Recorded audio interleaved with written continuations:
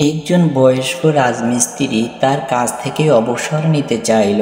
তাই সে তার মালিকের কাছে গিয়ে বলল, স্যার, আমি বাড়ি বানানোর কাজ থেকে অবসর নিয়ে আমার স্ত্রী ও ছেলে মেয়েদের সাথে সময় কাটাতে চাই। তার মালিক এতে কিছুটা দুঃখ পেল, কারণ সে ছিল সবচেয়ে দক্ষ ও কর্মঠ রাজমিস্ত্রি। সে বলল, ঠিক আছে, কিন্তু তুমি কি চলে যাওয়ার আগে আর একটি মাত্র বাড়ি বানাতে আমাকে সাহায্য করবে? বয়স্ক রাজমিস্ত্রি এই প্রস্তাবে সানন্দে রাজি হয়ে গেল, কিন্তু কাজ শুরু করার পর দেখা গেল তার মন সেখানে ছিল না এবং সে সব সময় তার অবসরের কথা ভেবে অন্যমনস্ক থাকত। সব সময় সে বাড়ির চিন্তা করত। তাই এর আগে যত কাজ সে করেছিল, এই কাজটাই তার করা সবচেয়ে খারাপ কাজ হয়ে গেল।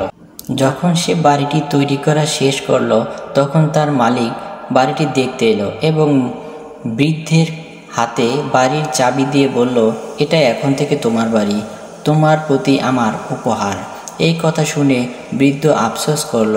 সে মনে মনে ভাবল, হায় হায়, যদি আমি শুধু একবার জানতাম যে আমার বাড়ি আমি তৈরি করছি, তাহলে এটা আমার জীবনের করা সবচেয়ে ভালো কাজ হিসেবে করতাম।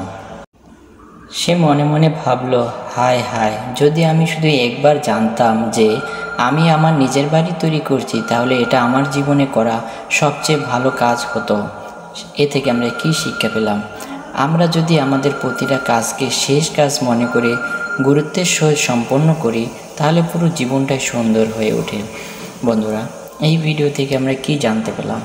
একটু লক্ষ্য করে ভিডিওটি শুরু থেকে আবার শুনুন, আবার প্লে করুন, তাহলে দেখবেন যে এখান থেকে অনেক কিছু শেখার রয়েছে। প্রতিটি কাজ জীবনের শেষ কাজ মনে করে খুবই গুরুত্বের সাথে করা উচিত। কেননা যদি আমরা শেষ কাজ মনে করে করি, আমাদের সেই কাজটি খুব সুন্দর ও সফল হবে।